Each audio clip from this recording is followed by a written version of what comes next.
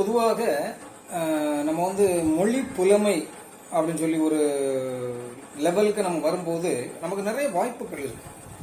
மொழிகள் அப்படின்னு சொல்லும்போது நம்முடைய தாய்மொழி தமிழ், அதை மட்டும் படிச்சுட்டு வெறும் ஆங்கிலத்தை மட்டும் நம்ம படிக்கிறோம். இது எல்லாருமே படிக்கிறாங்க. இதையும் தாண்டி நிறைய மொழிகள் படிக்கக்கூடியவங்களுக்கு பல்வேறு விதமான வாய்ப்புகள் இருக்குது.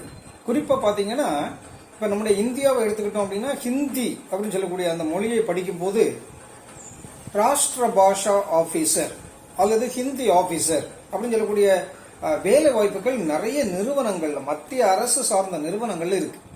உதாரணமா வங்கிகள்ல ஹிந்தி ஆஃபீஸர் அப்படின்னு சொல்லக்கூடிய போஸ்ட் இருக்கு. அதுக்கு வந்து சாதாரணமா ஹிந்தி மொழியில பிஏ படிச்சிருக்கணும். அதே மாதிரி எம்ஏ இங்கிலீஷ் படிச்சிருக்கணும். அதாவது ஹிந்தி மொழியில பிஏ படிச்சிருந்தா இங்கிலீஷ்ல எம்ஏ படிச்சிருக்கணும். ஒருவேளை இங்கிலீஷ் பிஏ படிச்சிருந்தா ஹிந்தியில எம்ஏ படிச்சிருக்கணும். அப்படி இருந்ததுன்னா நமக்கு வாய்ப்பு கிடைக்கும். அதே மாதிரி பார்த்தீங்கன்னா வெளிநாட்டு மொழிகள், உதாரணமாக இப்போ ஐக்கிய நாடுகள் சபை, யூஎன் அப்படின்னு சொல்லுவாங்க.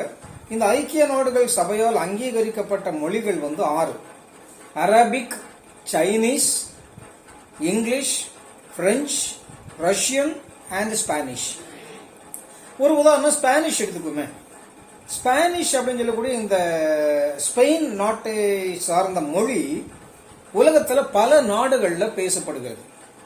உதாரணம் தென் அமெரிக்க கண்டம் அப்படின்னு சொல்லக்கூடிய அந்த நாடுகள் 12 நாடுகள் இருக்கு. இதுல 10 நாடுகள்ல ஸ்பானிஷ் பேசுறாங்க. உதாரணம் Argentina, Bolivia, Chile, Colombia, Ecuador, Guyana, Paraguay, Peru, Uruguay, Venezuela, இப்படி 10 நாடுகள்ல ஸ்பானிஷ் தான் பேசுறாங்க. சவுத் அமெரிக்கன், அதாவது தென் அமெரிக்க நாட்டில் பிரேசில்ல மட்டும் போர்ச்சுகீசிய மொழியும், சுரினாம் அப்படின்னு சொல்லக்கூடிய நாட்டில் இங்கிலீஷும் பேசுறாங்க. அப்ப இந்த ஸ்பானிஷ் படிக்கிறவங்களுக்கு உலகளாவிய வேலை வாய்ப்புகள் இருக்குது அப்படின்னு சொல்றதுக்கு இது ஒரு எக்ஸாம்பிள். உதாரணமா நம்முடைய இந்திய நாட்டு எம்பசி, அதாவது தூதரகம் அப்படின்னு சொல்றது உதாரணம் அர்ஜென்டினாவில் இருக்குன்னு வச்சுக்கோமே. இந்த அர்ஜென்டினாவில் உள்ள இந்திய தூதரகத்துல நமக்கு ஸ்பானிஷ் படிச்சிருந்தா வேலை வாய்ப்பு கிடைக்கும். அது மாதிரி டெல்லியில இந்த நாடுகளுடைய, அதாவது பல்வேறு நாடுகளுடைய தூதரகங்கள் சாணக்கியாபுரி அல்லது ஆர்கேபுரம், ராமகிருஷ்ணாபுரம், இந்த 2 இடங்கள்ல நிறைய தூதரகங்கள் இருக்கு. அதே மாதிரி அர்ஜென்டினா தூதரகம் டெல்லியில இருக்குது. அந்த தூதரகத்துல ஸ்பானிஷ் மொழியும் ஆங்கில மொழியும் தெரிந்தவர்களுக்கு வேலை வாய்ப்பு கிடைக்கும். இது ஒரு உதாரணத்தை தான் சொல்றேன். அப்படி பார்க்கும்போது வெளிநாட்டு மொழிகள், அதே மாதிரி இந்தியாவில் ஹிந்தி, இந்த மாதிரிப்பட்ட மொழிகள் மட்டும் இல்லை. ஈவன் நம்ம வந்து மலையாளம் படிக்கிறோம், மலையாள மொழியில நம்ம புலமை பெற்றோம் அப்படின்னா ஒருவேளை கேரளா சார்ந்த ஏதாவது ஒரு நிறுவனங்கள்ல நமக்கு வந்து வேலை வாய்ப்பு கிடைக்கும். அதனால மொழிகள் அப்படின்னு சொல்றதுக்கு வந்து நிறைய வேலை வாய்ப்புகள் இருக்கு. இப்ப உதாரணமா வெளிநாட்டு மொழிகள் நான் சொன்னேன். இதுல வந்து ஜெர்மன் லாங்குவேஜ், உதாரணமாக ஜெர்மன் லாங்குவேஜ் படிச்சுட்டு நீங்க ஜெர்மன் நாட்டுடைய தூதரகத்துல வேலை பார்க்கலாம் டெல்லியில. அதே மாதிரி ஜெர்மனியில் உள்ள இந்திய தூதரகங்கள்ல நீங்க வேலை பார்க்க முடியும். அது மட்டும் இல்ல, மல்டி நேஷனல் கம்பெனிஸ். ஒரு உதாரணம் திருப்பூர். திருப்பூர்ல பின்னல் ஆடை ஏற்றுமதி செய்யக்கூடிய நிறுவனங்கள் நிறைய இருக்கு. அதாவது பனியன், டிஷர்ட்ஸ் இதெல்லாம் தயாரிக்கக்கூடிய நிறுவனங்கள். இந்த நிறுவனங்கள் ஜெர்மனில, ஒரு உதாரணத்துக்கு ஜெர்மனிக்கு எக்ஸ்போர்ட் பண்றாங்கன்னு வச்சுக்கோமே. ஜெர்மன் நாட்டில் உள்ளவங்களுக்கு, பெரும்பான்மையானவங்களுக்கு இங்கிலீஷ் தெரியாது. அவங்க என்ன பண்ணுவாங்க, ஜெர்மன் லாங்குவேஜ்லயே அந்த ஆர்டரு, கொட்டேஷன் எதுனாலும் சரி அவங்களுடைய மொழியிலேயே கேட்பாங்க. அதை வந்து டிரான்ஸ்லேட் பண்ணி இங்கிலீஷ்ல அதை வந்து டிரான்ஸ்லேட் பண்ண பிறகு மீண்டும் அவங்களுக்கு அனுப்பும்போது ஜெர்மன் லாங்குவேஜில் டைப் பண்ணி அதை வந்து அனுப்பணும். அதுக்கு ஜெர்மன் லாங்குவேஜ் தெரிஞ்சவங்க நிறைய பேர் தேவைப்படுவாங்க. அதே மாதிரி தான் Spanish, French, Portuguese, Chinese, even Japanese language தெரிஞ்சாச்சுன்னா கம்ப்யூட்டர் சார்ந்த துறைகளில் படித்தவங்களுக்கு வந்து ஜப்பான்ல நிறைய வேலை வாய்ப்புகள் இருக்கு. அதே மாதிரி டச் லாங்குவேஜ். பொதுவாக ஒரு மொழியை நம்ம தேர்ந்தெடுத்து படிக்கும் போது அதுக்கு நிறைய வேலை வாய்ப்புகள் இருக்கு. அது மட்டும் இல்ல, எல்லா ஏர்போர்ட்டுகள்லையும், குறிப்பா இன்டர்நேஷனல் ஏர்போர்ட்ஸ், உதாரணமா பாம்பே, அதாவது மும்பை ஏர்போர்ட்ல ஒரு பிரெஞ்சு படிச்சவங்க அல்லது ஸ்பானிஷ் படிச்சவங்களுக்கு கண்டிப்பாக அங்க வந்து வேலை வாய்ப்பு இருக்கும். எப்படி இருக்கும் அப்படின்னு கேட்டா, எதனால ஏர்போர்ட்ல வேலை கிடைக்குது அப்படின்னு பாத்தீங்கன்னா, ஒருவேளை ஏர்போர்ட்ல, மும்பை ஏர்போர்ட்ல இறங்கக்கூடிய ஒரு பிரெஞ்சு பயணி, அவனுக்கு வந்து பிரெஞ்சு லாங்குவேஜ் மட்டும்தான் தெரியும்னு வச்சுக்கோமே. பிரெஞ்சு பயணி அப்படின்னு கடத்திட்டு வந்து மாட்டிக்கிட்டான்.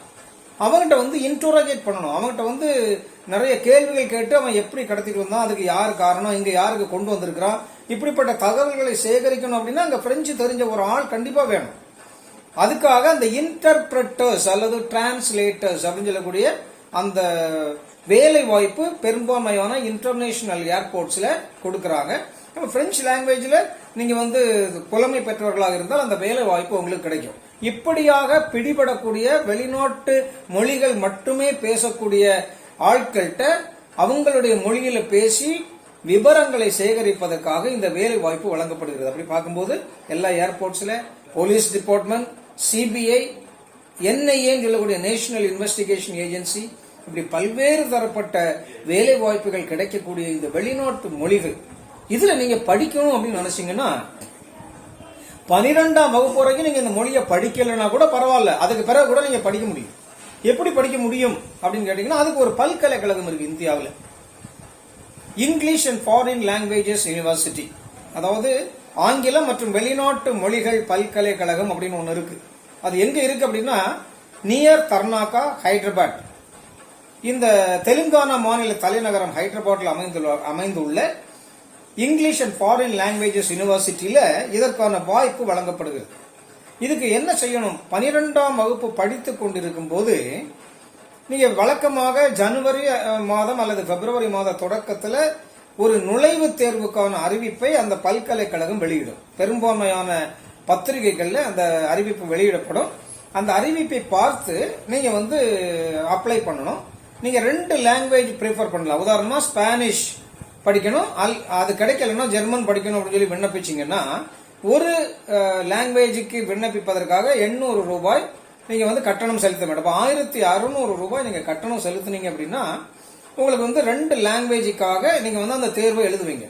ஒருவேளை நீங்க பெற்றிருக்கக்கூடிய மதிப்பெண்கள் அடிப்படையில் உங்களுக்கு வந்து ஸ்பானிஷ் லாங்குவேஜ்ல பிஏ படிப்பதற்கு இடம் கிடைச்சது அப்படின்னா நீங்க அந்த யூனிவர்சிட்டியில போய் படிக்கலாம். ஒருவேளை ஸ்பானிஷ் லாங்குவேஜ்ல உங்களுக்கு கிடைக்கல, ஜெர்மன்ல கிடைச்சிருக்கா ஜெர்மன் லாங்குவேஜ் படிக்கலாம். இந்த நுழைவுத் தேர்வுல எந்த மாதிரியான கேள்விகள் கேட்பாங்க அப்படின்னு சொல்லி ஒருவேளை நீங்க கேட்கலாம். பெரும்பாலும் பாத்தீங்கன்னா இங்கிலீஷ்ல உள்ள உங்களுடைய புலமை, proficiency in English and some general knowledge, கொஞ்சம் ஜெனரல் நாலேஜ். உதாரணமா ஜெர்மன் லாங்குவேஜை பற்றி நீங்க படிக்கிறீங்க அப்படின்னா who is the chancellor of Germany அப்படின்னு சொல்லி ஒருவேளை ஒரு கேள்வி இருக்கும். அப்ப ஏஞ்சலா மர்கல், அந்த ஜெர்மன் நாட்டுடைய பிரைம் மினிஸ்டர் யார் அப்படின்னு சொல்லக்கூடிய கேள்வி கேட்கும்போது நீங்க வந்து கரெக்டா ஆன்சர் பண்ணிருந்தீங்கன்னா பரவாயில்ல, ஜெர்மன் பற்றி கொஞ்சம் தெரிஞ்சிருக்கிறாங்க அப்படின்னு சொல்லி உங்களுக்கு ஒரு வேளை வாய்ப்பு கொடுப்பாங்க. அதே மாதிரி ஸ்பானிஷ் பற்றி நீங்க கேட்கறீங்க, ஸ்பானிஷ் லாங்குவேஜ் படிக்கணும்னு கேட்கறீங்கன்னா சவுத் அமெரிக்காவில் உள்ள ஏதாவது ஒரு நாட்டில் உள்ள பிரசிடென்ட் பற்றி கேட்பாங்க. உதாரணமா அர்ஜென்டினாவுடைய பிரசிடென்ட் யாரு? அல்பர்டோ பெர்னாண்டஸ். ஸோ இந்த மாதிரிப்பட்ட பேசிக் விஷயங்கள் அந்த இதுல கேட்பாங்க. அது போக உங்களுக்கு வந்து ஆங்கில புலமை, இந்த 2ஐயும் அடிப்படையாக வைத்து அந்த தேர்வு நடத்தப்படும். அந்த தேர்வுல நீங்க வந்து தேர்வு பெற்றீங்க அப்படின்னா உங்களுக்கு வந்து அந்த பல்கலைக்கழகத்துல படிப்பதற்காக இடம் வழங்கப்படும். அது வந்து ஒரு மத்திய அரசு பல்கலைக்கழகம், அதாவது it is a central university sponsored by department of higher education, ministry of human resource development, New Delhi. அப்படி பார்க்கும்போது இந்த மாதிரிப்பட்ட படிப்புகள், அதாவது இந்த மாதிரிப்பட்ட வெளிநாட்டு மொழிகள், அதாவது வெளிநாட்டு மொழிகள் மட்டும் இல்ல பிற மாநில மொழிகள் படிக்கும் போது நமக்கு அதற்கான வாய்ப்புகள் நிறையவே இருக்கு. இந்த வாய்ப்புகள் வந்து போலீஸ் டிபார்ட்மெண்ட், சிபிஐ, என்ஐஏ, அத மாதிரி பாத்தீங்கன்னா டெல்லி போலீஸ், இந்த மாதிரி பல்வேறு தரப்பட்ட ஈவன் தமிழ்நாடு போலீஸ்ல கூட அதற்கான வாய்ப்பு கிடைக்கும். ரெண்டாவது பாத்தீங்கன்னா எம்பசிஸ், எல்லா தூதரகங்கள்லயும் உங்களுக்கு வந்து இதற்கான வாய்ப்பு கிடைக்கும். அதுக்கடுத்து பாத்தீங்கன்னா மல்டி நேஷனல் கம்பெனிஸ், அதாவது பன்னாட்டு நிறுவனங்கள், பல்வேறு விதமான நிறுவனங்கள் பல பொருட்களை ஏற்றுமதி செய்யறது, இறக்குமதி செய்யறது, ஈவன் இறக்குமதி செய்யக்கூடிய நிறுவனங்கள்ல கூட நமக்கு வேலை வாய்ப்பு கிடைக்கும். உதாரணமா ஸ்பெயின்ல இருந்து நமக்கு வந்து அதிகமாக இறக்குமதி செய்யப்படுகின்ற ஒரு பொருள் என்ன அப்படின்னு பாத்தீங்கன்னா ஆலிவ் ஆயில், அதே மாதிரி ஆலிவ்ஸ்.